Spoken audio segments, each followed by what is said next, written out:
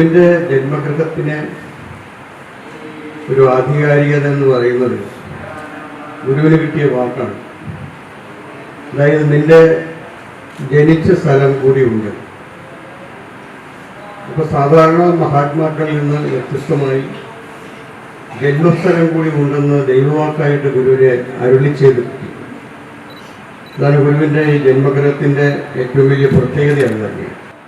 വിദ്യാഭ്യാസം ഗുരുവിന് ദൈവം കൊടുത്തില്ല എങ്കിൽ പോലും ഈ പ്രപഞ്ചത്തിൻ്റെ സകല രഹസ്യങ്ങളെക്കുറിച്ചും ഗുരു ലോകത്തോട് സംസാരിച്ചു. ശാസ്ത്രാതീതമായ വഴിയാണ് നമ്മുടെ വഴിയെന്ന് ഗുരു ഈ ലോകത്തോട് സംസാരിച്ചെങ്കിൽ ആ ശാസ്ത്രാതീതമായ കാര്യങ്ങളെക്കുറിച്ച്, പ്രപഞ്ചത്തിൻ്റെ പല രഹസ്യങ്ങളെക്കുറിച്ചും ഗുരു നമ്മളോട് സംസാരിക്കുകയുണ്ടായി. കാരണം എന്താണെന്ന് വെച്ചാൽ ഗുരുവിൻ്റെ അനുഭവ സ്വഭാവം എന്ന് പറയുന്നത് ഓരോ ജന്മങ്ങളിലും തന്നെ നിയോഗിക്കപ്പെട്ട ആ ബ്രഹ്മകൽപ്പിതമായ ഭാഗത്ത് തന്നെ ഏൽപ്പിച്ചുവിട്ട ധർമ്മം പൂർത്തിയാക്കി അതിൻ്റെ ഗുരുസ്ഥാനവുമായി മടങ്ങിപ്പോയി. അതാണ് പ്രത്യേകത. അപ്പൊ അങ്ങനെ ഒരു ഗുരുവിന്റെ ശിഷ്യന്മാരായ നമ്മൾ ഈ ഉത്തരവാദിത്വം നമ്മൾ ഏറ്റെടുക്കണം. ഓരോരുത്തർക്കും നേടാൻ പറ്റിയ ഒരു വഴിയാണിത്.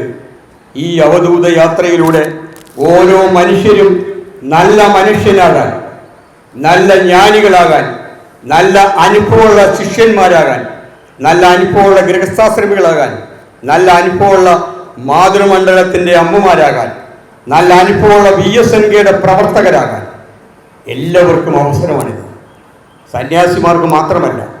ആ അവസരം യോഗ്യതയോടുകൂടി നിങ്ങൾക്ക് ചെയ്തെടുക്കാൻ കഴിയണമേ എന്ന് ഗുരുവിനോട് പ്രാർത്ഥിച്ചുകൊണ്ട് എൻ്റെ വാക്കുകൾ എൻ്റെ ഗുരുവിൻ്റെ തൃപ്പാദങ്ങളിൽ.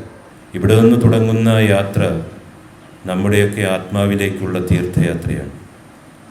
ഗുരുവിൻ്റെ ജീവിതത്തിൻ്റെ അനന്ത പഥങ്ങളിലൂടെയുള്ള ശിഷ്യൻ്റെ ആത്മനിവേദനത്തിൻ്റെ സുദീർഘമായ യാത്ര. ആ യാത്രയിൽ നമ്മളിലെല്ലാവരിലും വലിയ മാറ്റങ്ങളുണ്ടാകും.